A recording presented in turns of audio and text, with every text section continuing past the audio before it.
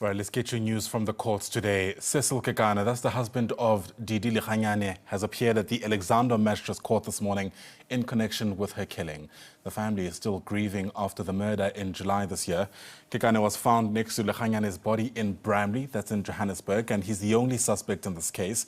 Back in June, Lekganyane was named among Mail and Guardian's 200 Young South Africans 2024 in climate change and the environment. Watching this story is SABC News reporter Calvin Dludla, who joins us now from just outside court. And Calvin, we know there's been a postponement. Tell us what happened. Good morning to you, Ayanda Nyati, and to SABC viewers at home. Yes, indeed, it was a postponement. The case was postponed to the 29th of November 2024. The magistrate did mention that the state is not ready to proceed with this case, and he sounded agitated or irritated, saying that this is a serious case. The state must get their books to order. He's complained that there has been so many postponements, and he told the state that they need to sort themselves out. But let me introduce the family spokesperson. That would be Mr. Robert Lekganyane. Thank you very much for your time. You can tell us what transpired in court and how do you feel about this postponement? Yeah, what transpired in court today was that the case has been postponed to November the 29th, 2024. And we were actually ready, we were prepared for that. The prosecution has been in touch with us and the investigation team also. So, yeah, we were quite aware of the postponement because the state is not ready. There are some, items and evidence which is actually still required for this purpose. And we fully understand because we don't want a situation where they rush into things and in the process miss, crucial information that could assist in the success in terms of conviction. So we fully understand. Yeah. How is the family coping? Yeah, it's difficult for the family, but with the support of the various NGOs that we receive, with the support of the political parties, civil society in general, we have been managing. But after all, we also received the necessary psychosocial services from an organization called Tutuzela, which is one of the, instrumental organizations that have been crucial behind the family. You do believe, though, that justice will prevail? You know what? Given we all know our country, there's a perception out there, developing from things like your state capture. The fact that, corruption has been rampant in the previous times. So things like that. Although we have such perceptions as well, we hope that the state will do the right thing ultimately and ensure that justice is delivered to the family.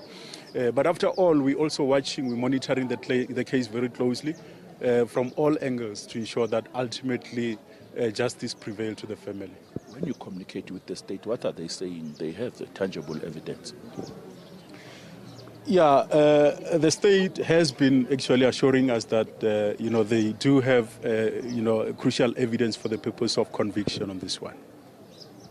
I will have to step out of shot so that my colleague Kinana or Mabina will just show you other people that were outside of this court. They have a placard. One of them says enough is enough, protect women and children, justice for Didi, stop GBV, stop GBV, justice for Didi. Let me just talk to one of them. How are you? Welcome to SABC News. You are here outside court carrying this placard. What is your message?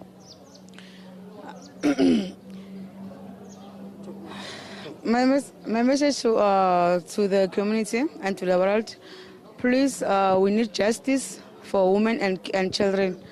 Please help, the court must help us and find justice for all of us, and they're supposed to protect us. So that's how we're asking.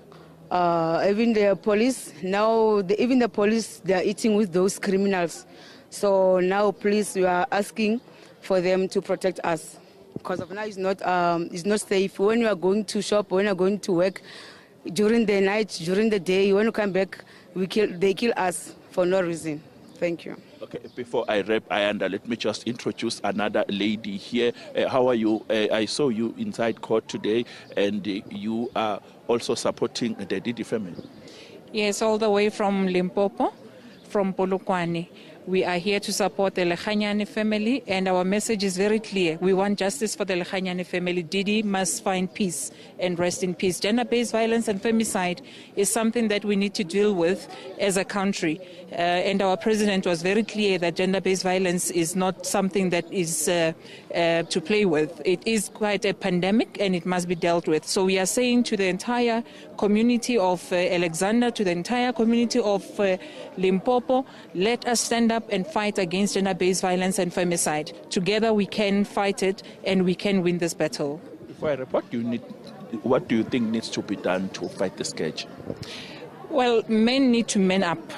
Men need to man up. They need to be our protectors, not our killers. They need to stand up and fight against gender-based violence and femicide. Because in most cases, if you can see, even here, we have few men, but women are trying their level best. So we need all the men to come on board and assist us to fight against gender-based violence and femicide. But our justice system as well needs to step up.